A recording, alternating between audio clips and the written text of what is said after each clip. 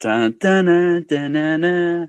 Welcome back to another episode of the Blockbuster Brothers. Today we are talking about great potential fits to play the next James Bond 007. Steven, what do you think? All right, I looked it up, B. I said I'm going to use ChatGPT. Who are the people that are rumored to play James Bond? Okay, number one, Aaron Taylor Johnson, and his recent partnership with Omega, the watch company that has long been affiliated with the James Bond series. That has sparked something where it's like maybe this is more concrete than these other people. But we got Harris Dickinson, Henry Cavill, Josh O'Connor, Theo James. I think three out of those four guys don't have the face for it, but I don't know if Henry Cavill has the acting chops to pull off James Bond. And I'm not saying maybe it's the most difficult role in the world to play James Bond compared to another character, but you certainly need to carry a presence when you play James Bond. I actually think Henry Cavill might be a cool version of James Bond. I think it would be, you know what, in my mind, I almost see that, what do they want this James Bond to be? And honestly, with Aaron Taylor kind of be, because that has been in the past, they do classically sign a deal with Omega. So that is a pretty good indicator of something there. And I know that he was in discussion with it before. I do worry you know, the tone of him. He does have a little bit more comedic tone, and when I see him do serious characters, I almost think Andrew Taylor does a little when he has comedy as part of his role. He performs better, and I don't know if I want that out of my James Bond. And I actually think Henry Cavill, if they make him more of a stoic, strong version, it could be really fun and really lean into the action. Because he's got that suave. He does have the face. He might look more like Superman than James Bond, which might be a little bit of a problem.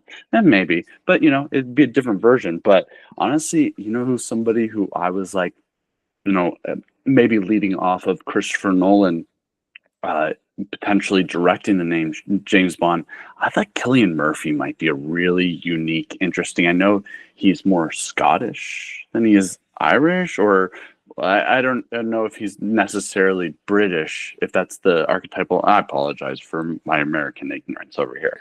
But, I think that he'd be really, I was almost like trying to think of like who would be kind of an interesting twist, because Daniel Craig, each one offer a different tone. And Daniel Craig offered a different tone than Pierce Brosnan. Gosh, call me the butcher, classic. Or, of course, going back, each one tended to have a different feel. And I think, okay, let's have a different feel again. I would almost like, like a little bit more serious, maybe a gadget. I thought of like maybe a cool story would be maybe this was done in Die Another Day, but have, 007, James Bond is a title given. It's not necessarily, I think at least 007, maybe James Bond isn't. But it would be cool if there was like an old 007 and like a younger one. And there was kind of this old mentor and younger, and that was like a dynamic of like maybe the young James Bond has to protect the old one, and maybe like a Gary Oldman, Jude Law, Charles Dance, who played Tywin Lannister in Game of Thrones. I don't know, like get an old British character, and then I thought maybe, I don't know if Tom Hardy, he might be a little too rugged for it. But again, I just want to see a more realistic, and I know people, it is classically a white character, so like there's a lot of, I think, rage attached to potentially switching the race of characters. But I think Idris Elba is such a boss, and I think if you did it with good taste, you can do anything within film. And I think Idris, I love him, and I think he's got that steez that he would have the potential to be able to pull that off. So he's also in that mix. So, I think that I guess we're going to it's looking like Aaron Taylor. We'll see. Nothing against Aaron Taylor. I love him to prove me wrong that he can do a little bit more serious of a take and not have like a comic element like Bullet Train, which I think he does really well.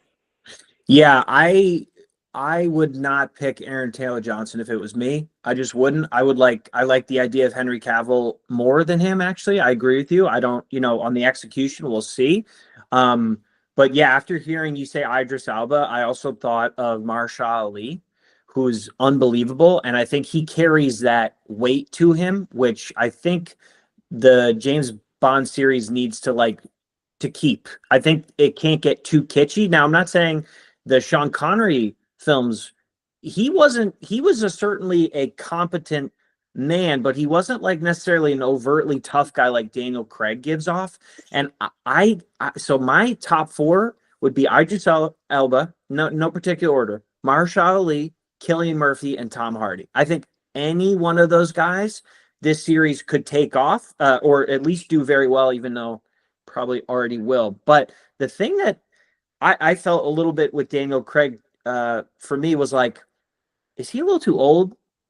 Like, do we want like a 35-year-old or do we want like a 45-year-old? And I've kind of like, I would maybe like a younger guy, but that's what Aaron Taylor Johnson would be, because I think he's on the younger end compared to those other guys. So I don't know.